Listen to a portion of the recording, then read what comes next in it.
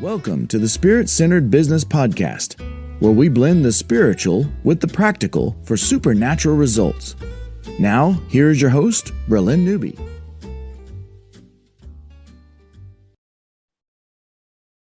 Hello there. Welcome to Spirit-Centered Business. I'm Bralynn, and I'm here with my dear friend, Malvina Laudicina, who has been on the show before. Welcome, Malvina.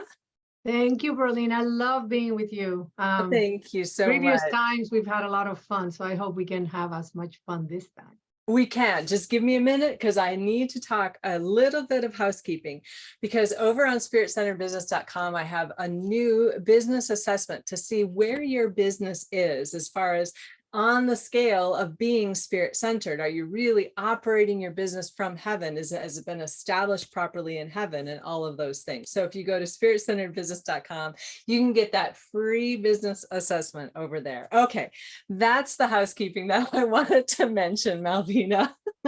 Okay, now back to our conversation before I hit record. This was so good.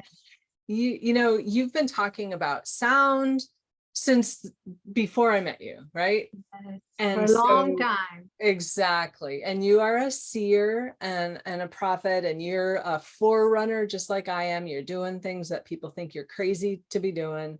I get it, girlfriend. So what is going on nowadays? Well, nothing changes. When you're called to something, you just have to stick with it and know that there will be seasons of when people embrace you, or you have to hide sometimes. I've done a little bit of hiding in the past season because the Lord is maturing things, and one of you mentioned sound. Yes, for a long time. I think I was called since I met the Lord to sound. I just have matured in it as time has gone by. Well, I would say, there was an experience, and I don't know if I shared that the last time I was with you, but I had an experience where I found myself kind of like in God's mouth, if I were to describe it. I try not to share much of it because then people try to mimic or try to figure out, is that true? Some people will discredit you even, but it took me a long time to process where in that experience, I was able to hear sounds of creation. Like at the time of creation, what would the sounds have been as heavens are being, waters are going to heaven, waters on the earth, and day and night and stars and things. So just picturing the scriptures, I had actually an experience where I was previewed to some things that I couldn't understand at the time.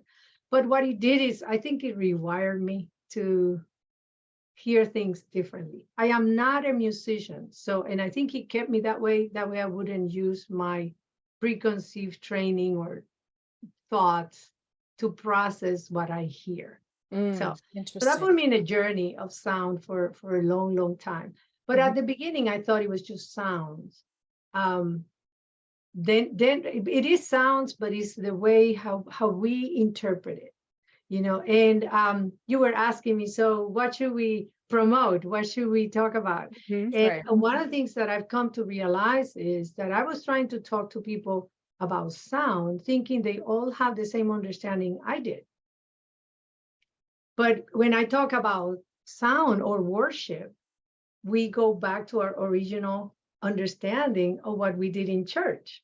So we just, these are the worship songs that go to YouTube, and we look for a guy who we like with his guitar, and we kind of, I don't know, depending on what denomination you're in, some like the drums, some like the guitar, some Bethel music became very popular. So there are all these types of movements of worship. So my error was that I assumed that when I said sound, people understood what that meant. And so with time, and like you said, I've been talking about this for a very, very long time. I've matured in it. I've evolved in it. I've made so many mistakes, and I guess you learn from your mistakes. And also have been very hurt and wounded because misunderstanding, the body can be a little intolerant and cruel sometimes. So, but it has helped me get a grasp and refine it. And when you ask me, so what should we promote? I said, well, I feel that I have to pursue a discussion, an open discussion, of what I understand to be the sound God's looking for. And before we came on the video, you asked me, so what are you up to? And I discussed, a specific situation where things were going great and they had a lot of presence.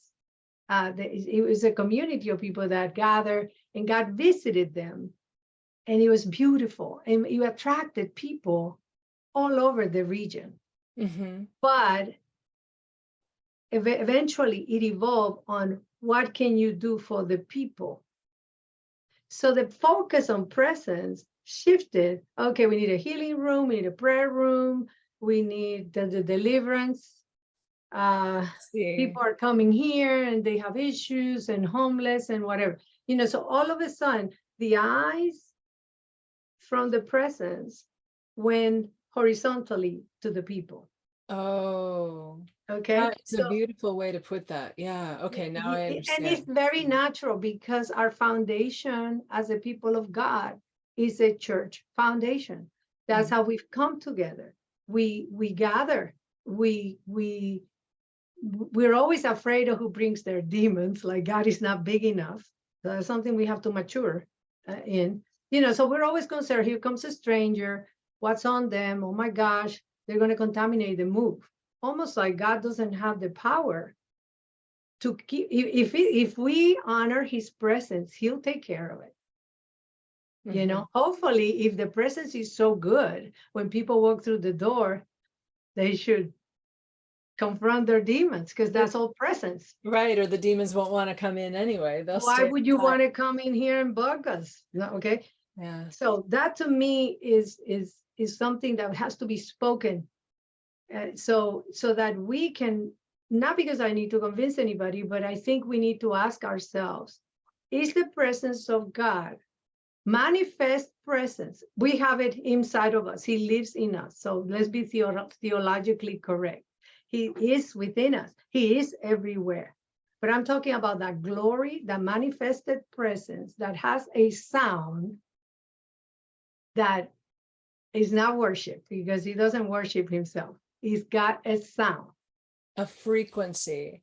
Exactly. It is a for example, Psalm 29. I love Psalm 29. It's talking about the voice of God. He breaks the cedars of Lebanon. Thunder, lightning, when the throne room. So, we are talking about a shift in how we see the Lord. Yes, we love Jesus, and we've had all these evangelistic movements within the body of Christ that are reaching out to the lost.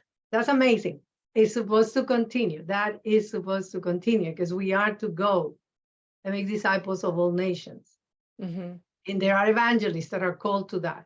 I'm not referring to those movements. I'm referring to a movement that honors God's presence. It's for God, not for the people. Now, not everybody's called to this. That was my error. My error when I first started talking about sound is I think everybody's going to get this. But the worst thing that can happen is when people have a whole institution focused on ministering to others, which is good. That's their calling. Are they going to stop doing that to honor the presence of God?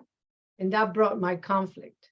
And that, the example I gave you before is, here is God. When God is present, it's very difficult to put your eyes on anything else. Right. So my question to the community is, have we really experienced long periods of the manifested presence of God? There are healings. There's things that happen in his presence. You look at it in the scriptures. It's amazing. But it has to be, we have to create a space where he will inhabit his people. He inhabit the praises of his people. So that brings me back to sound. There is a sound that invites God and he stays. Our nation needs a habitation. Right. Well, that's and this started because you had mentioned that people from the church age were gathering and trying to do kingdom, but the foundation was the same. Correct. And Exactly.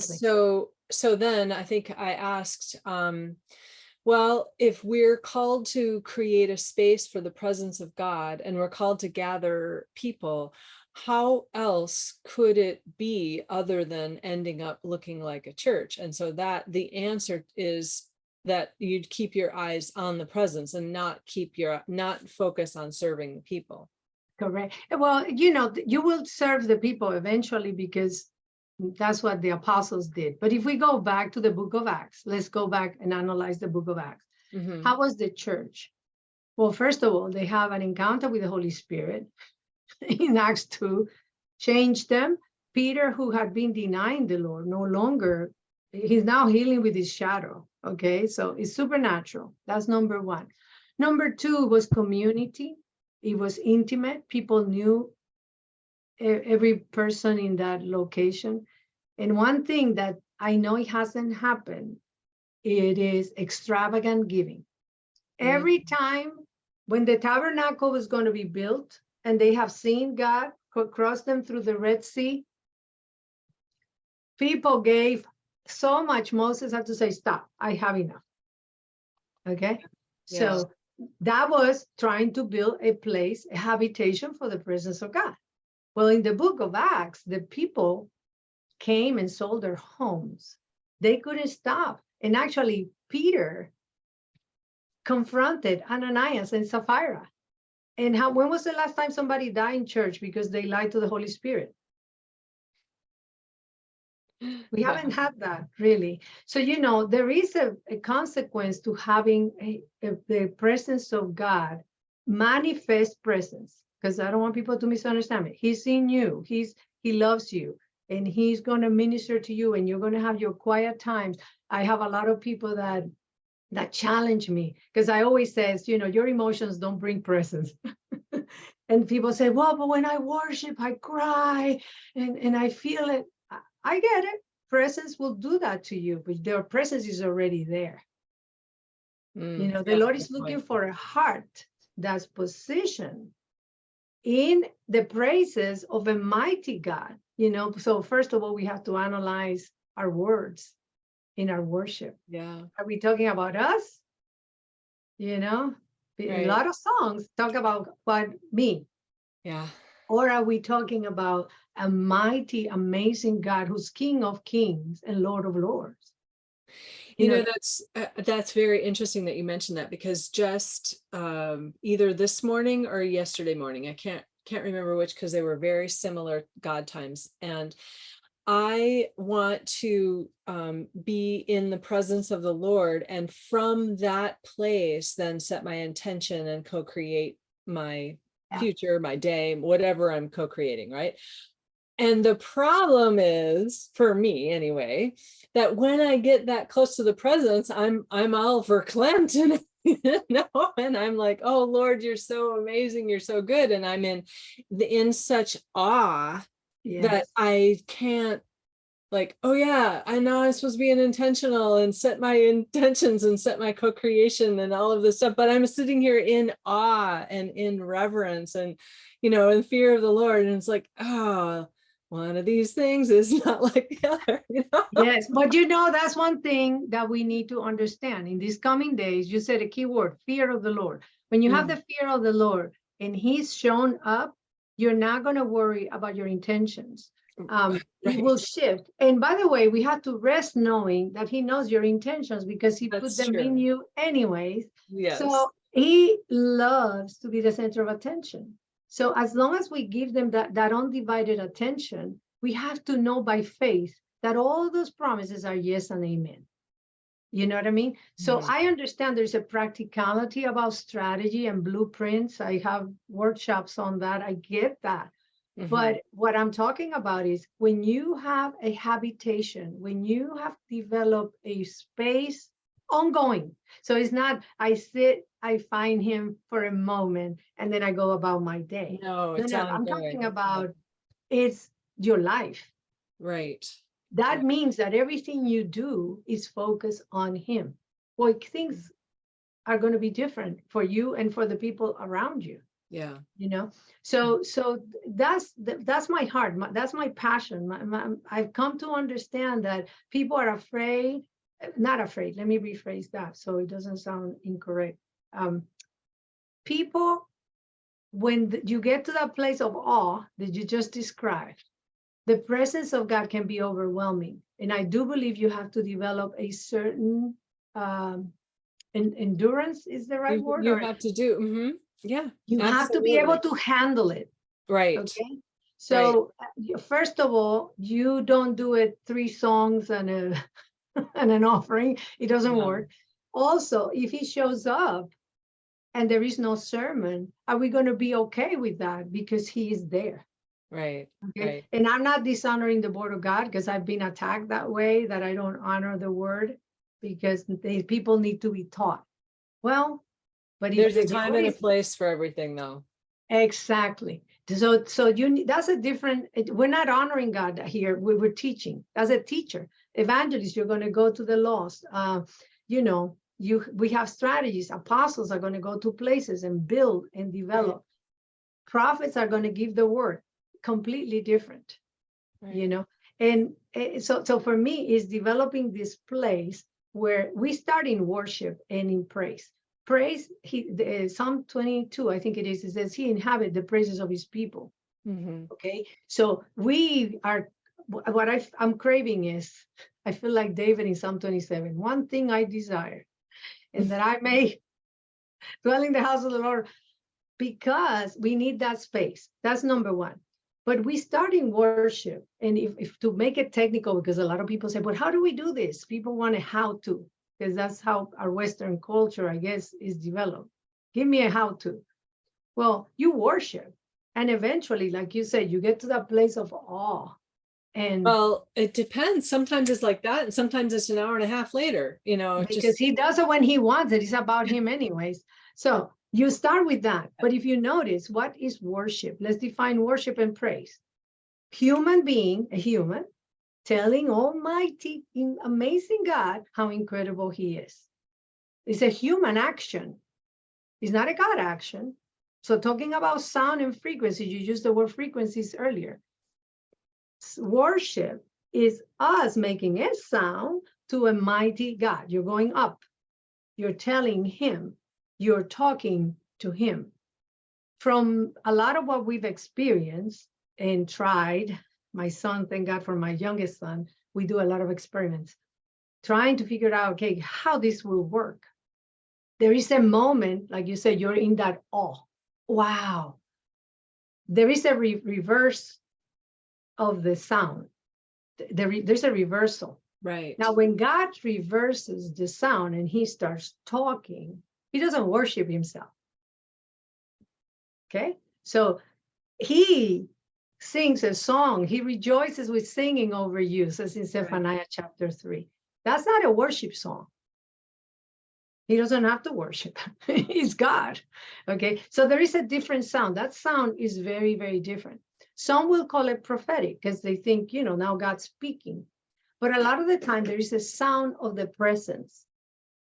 There is a sound of God. It could be, it's overwhelming, actually. And sometimes it's not even an audible kind of thing. It overtakes you. Okay? So there is an energy. I hate to sound new age, but there is a God, that his presence overtakes you. And when that happens, you're no longer talking. Right. There's just a knowing and a feeling of, and to me, that is when I'm in oneness. Exactly. When I'm no longer just crying out to him in worship and calling. It's not your emotions. It's him now. Exactly. Now it's coming full circle, and now we're together and we're one. Exactly. And yeah. And that's a beautiful thing, and we can do it individually. You can do it in your private place. You can do it in your private place. How do we do that corporately? And that is the prophetic word of the restoration of the Tabernacle of David. Is Amos 9, 9:11, I think it is. what was the Tabernacle of David? So here you have David desperate for presence. Oh my God. So much so, he went in his own human effort to bring the presence of God into Jerusalem. Now remember, there was a tabernacle of Moses over here, and that tabernacle was the one for the sacrifices and all your deliverances, okay? That's what I'm going to call that. That was in Hebron, a totally different place.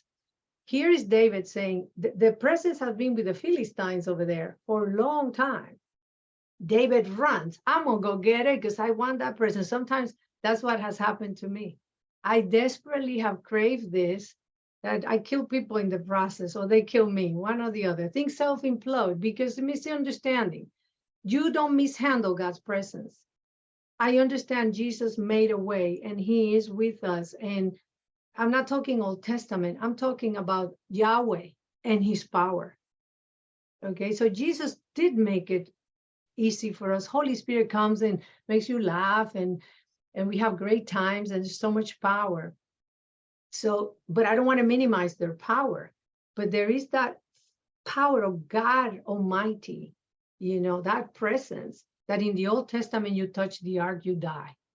There was a reverence to presence. Right. You don't go, one of the things, I'm going to sidebar here. One of the things that I've seen in this, here comes presence. Everybody is in the presence, and then we want to go give words to people. What did we just do?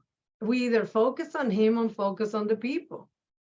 So a lot of the time ministers, when the presence is super strong, then we go in it, touching people's, people falling, and we focus on, we measure the power, what happened to the people. So, it's depending on where our attention is placed, but what you were saying originally about you feeling that awe is very easy to do individually because you're just controlling yourself. You don't have an environment of 15 people around you all doing different things, because there is a soul situation that has to be taken into consideration. Okay, so when you have it corporately, that's what David understood. When he brought the presence, he didn't bring it into the tabernacle of Moses. He brought it into Jerusalem, and he built a tent for it, a tent that didn't require a cleansing, or it was all presence. But what was in that tent? 4,000 musicians, 288 singers, 24/7, not a house of prayer. I'm not talking about that. They were not in intercession to make things happen. They were worshiping God. And you had scribes, you have people with a pen writing down everything that came down from heaven. Okay, you had people creating an order, the order of Melchizedek. David was not a priest, but he was a king and a priest. He was and the Lord never corrected him in that. The Lord never told him to build him a tent, but the Lord loved it. And then was prophesied. It was prophesied, restore the tabernacle of David. And I believe that that's what the Lord is asking us. Can we have a place where the presence of God is honored beyond? That's the only thing, the one thing, that thing. What is that sound? Songs will be written, things will be said, things will shift, and it doesn't mean it doesn't create war, because presence of God brings conflict. It brings tension. You see, because we also have defined presence. Everything is also beautiful. No, if presence of God comes and you're not straight, that has to be dealt with. So we need to understand who God is. I think that boils it down to what it is. Who is God, and do we have the fear of God to approach him? And I don't want to sound religious, because I don't want to say, this is a God you don't touch, because there are other denominations that will do that. No, I'm talking about, his beauty, his power, And David understood that. That was the beauty of David. He had God's heart, which was just, I'm your everything. So to me, sound has to do with that. In that environment, you will hear heaven. Heaven will open over your head. You will have sounds of throne, of the voice of God, sounds of angels. Angels love presence. You stir presence, there'll be angels for sure. Different kinds. Depends if you are throne room presence or you're, angels ascending and descending, whatever the environment that the Lord decides to create. But the other thing is, the word he gave me in 2021 was, I don't want a visitation. I want a habitation. Right. So I crave that, but I don't know if that exists. What I've seen personally is the younger generation is a lot easier to get there. The older generation, it's almost like Moses, you have the older generation who got so used to Egypt and are wearing the same shoes and are kind of afraid of the giants. And they have all these preconceived ideas. It was a mind of the wilderness, or either it's mind of slavery or mind of the wilderness. And then there's this younger generation that's a little bit bolder and in love with Jesus, that it doesn't really matter, So we've had in the past year and a half or so, some gatherings with youth where you're worshiping for 4 hours, and we don't even have to get chairs. They will stand in the heat. I go a lot to the valley here in California, and it could be 110. And I'm concerned, like, they're going to dehydrate. And they're like, Moses didn't have air conditioner, okay? And they'll worship not for 4 hours. And to me, it doesn't matter. They're not there for a word. They're not there for preaching. They're there to worship. And so they have taught me a lot because they're not looking at ministry to minister to them. They're looking for the presence of God to indwell. Right. And that to me is very, very special, very beautiful. And sounds do come. They'll be sensitive to that. The singers are beautiful. They'll sing. They'll make songs, and that to me is just precious. That spontaneous feel. The musicians will make sounds and guitars will prophesy. It's just beautiful. So you asked me earlier what I've been up to. I'm trying to raise up a generation of sound makers. Yeah, that's interesting. And excuse me, and you've got your David, your son. Yes. Is your other son a musician as well? That's right. He is more in the secular world. God called him to that. He tours with an artist. He does a lot of that. And we've seen two worlds. The world where he is in the world, but yet impacts people with his music. He's very talented, but he hasn't been called to the church. Actually, he was in a church and his experience was really awful. Oh, man. Church splits and things. And he says, Mom, the secular people behave better.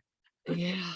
So he has a different calling in his life, and we have to understand that. He's a guitar player. My David, he ministers a lot with me. He has a better understanding of that sound. And by the way, for those that are watching, if they visit my website, and I'm sure you'll give them that information later. Actually, we can put it right here, right below us on the bar. So malvinalaudicina.com. That's how you spell it. It's right there. Yeah, there is a tab on when you go, it's called Sound. If they go there, we have a couple of CDs that my son created. He developed. They're called Sounds of Heaven or Sounds of Judgment. I'm sorry for the judgment one. But in the way they were created were we want it to be true, because there are a lot of sounds out there. You can have sound and not have God or Jesus, for that matter, because you can do God and no Jesus, but we need both, So the way we created them on purpose was using the scriptures and asking the Lord what the scriptures sounded like. Holy Spirit has a sound. Right. It's not a song written with the words, but let's say, what did the cross sound like in heaven when Jesus died? That was not a sad song. It was actually an explosive song. Wow. Okay? Yeah. So you're not looking at it with human eyes, you're looking at it from heaven's perspective. So we try to keep, and if people download this, they're free. You can have them, you can use them. You read, he will give you a passage, which is the passage that inspired that sound. And, in one of them, in the Sound of Judgment, there are a lot of prophetic words he received as he was doing this exercise. And they're scary, but I think they're quite accurate. Wow. So that's one of the things he's helped me develop as we try to understand sound. He's creative that way, but also quite sensitive to the voice of God. So I've been very blessed with him.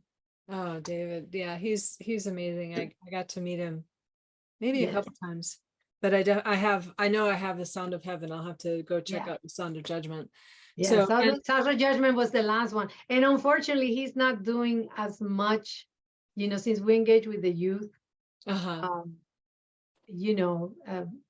We are trying to train them more than us creating sounds, because I think that's another thing the Lord has shown me, the legacy of this. We need to be able to raise a generation with an understanding of presence. So that's one of the things that I feel for me, 2023 is focusing on how can we give this understanding without creating another institution for people. That's the thing. That's very much one of the struggles. And I have been working on some things, and I've been partnering with Donna Nieper, and we have a show together, The Nth Degree, but she and I are designing a program to help people transform body, soul, and spirit, just a total oneness, so that we need to become whole. Exactly, to bring what we see from heaven as it is in heaven onto earth, even regarding our own selves, our own body, our own business, our own family, our own little world. Yes. What does that look like? And it's so hard to design something that doesn't look like everything else, because I know God is calling it to be different, and it's going to look different. And we have the blueprint for different. We just but there's well, if I can give you any wisdom. So first of all, there's a timing. Timing is critical. So we can have a great idea out of time. And I'm speaking for myself, like this sound thing. The Lord gave me this so many years ago. And I thought it was for now, and it's really cost me. It's been very painful. And sometimes I go like, people don't want God's presence. But I came to understand that I was ahead of my time, probably still am, in a lot of these concepts. Okay, so it's required a lot of going back to the Lord, like, did I get this wrong? So that's one thing, timing. But the other thing is, depending on what your foundation is. So if you go back to the scriptures, the ideal foundation is built by apostles and prophets. So you always need that as part of you need a pastor. That's not what the scripture says. Okay, so we're looking for the pastor or for the leader or you need an apostle and a prophet, and that builds your foundation. So a lot of our institutions don't have that. And actually, I do a podcast with a group called Inside Now, to put a plug for them. They're Inside Now. They're on Facebook. They have their own website. And it's a bunch of guys. And we talked about, you know, the new. What are we going to do with the new? And, you know, a lot of the time we say apostle, but what does that mean? You know, so when you look, let's look at the ultimate apostle, Paul, Apostle Paul. He never stayed anywhere. He didn't have a building and he didn't have a congregation per se. He will go into a place, speak, give them the blueprint and leave. He will message them as needed. You know, when he saw their behavior or got the reports or raised up Timothy's, Titus's, you know, he raised up these young people to continue the work that he started. So the apostle is usually unseen, is very foundational. You're not the rah-rah man who's on stage with your microphone and a pulpit. Okay, so we need to raise up apostles. We need to call them forth. A lot of them won't do it because they don't get paid, or they don't, you know, it's not lucrative to be an apostle, you know, because you are starting something new where people are going to stand on you. You are the foundation. Other people will be seen, not you. You see? So that requires somebody who's going to lay down their life literally so others can build on it. Okay. Same with the prophet. We've made prophetic a very commercial calling. You know, we have the books and we have the school of the prophets, and everybody wants to be a prophet. It became very attractive. Okay.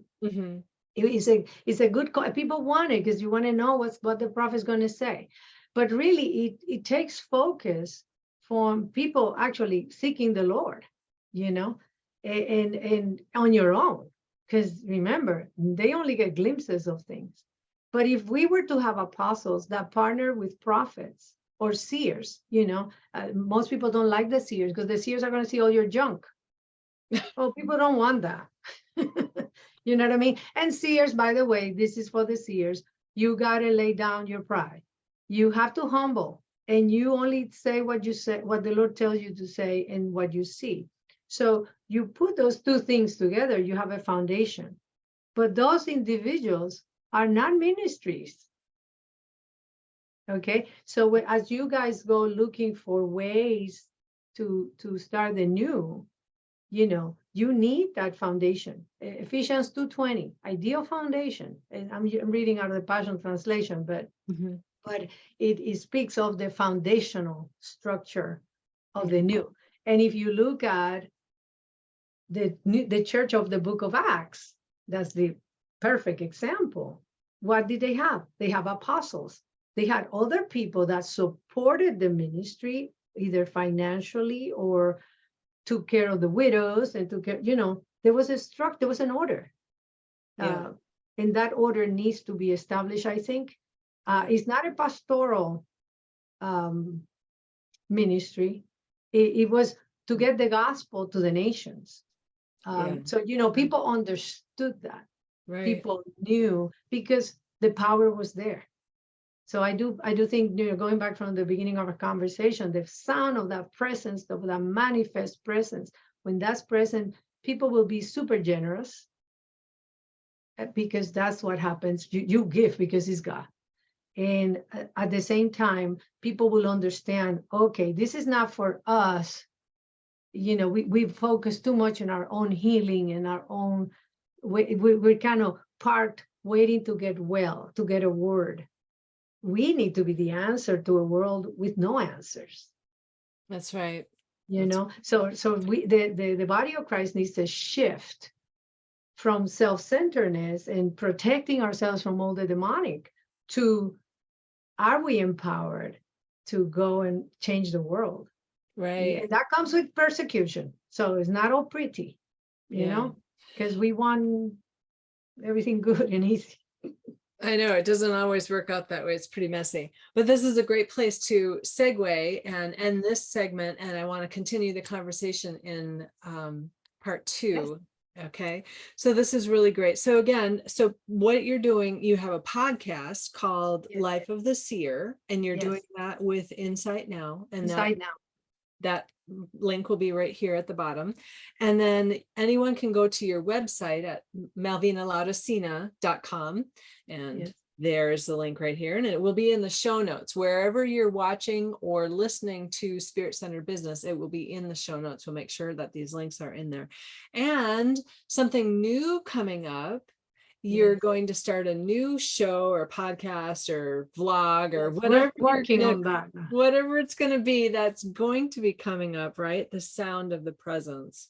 Yes. That is going to be amazing. And that's, I think, what I'm going to name this episode is Sound of Presence. So I'd like to maybe transition into, we had a conversation before we hit record that I will transition into, but for right now, to our audience, thank you so much for liking, subscribing, sharing with your friends. When you do subscribe on YouTube, make sure you hit that little bell so that you can be notified of when we go live and when we have new episodes, which we have a new time.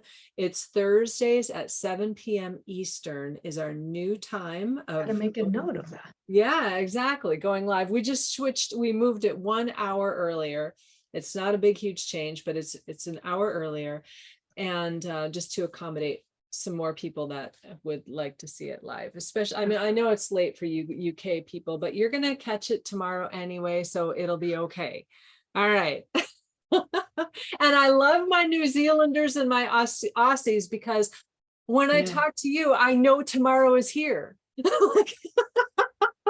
There is a tomorrow. There's a tomorrow. I know. I talked to my clients in Australia, so tomorrow is coming.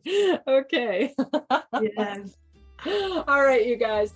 Thank you so much for your financial support. Again, that's over on spiritcenteredbusiness.com. There's a donate button there, and we do appreciate you, and it absolutely goes for the production of the show. Thank you, Malvina, and we will see you on the other side. Until then, stay safe. Thank you for listening to Spirit Centered Business with Bralynn Newby. Be sure to like, subscribe, and share with your friends. The next stage of doing business by being spirit-centered is coming together in collaboration, working with spiritual principles and knowing our destiny. Join our tribe at spiritcenteredbusiness.com, and we'll catch you on the next broadcast. Peace out.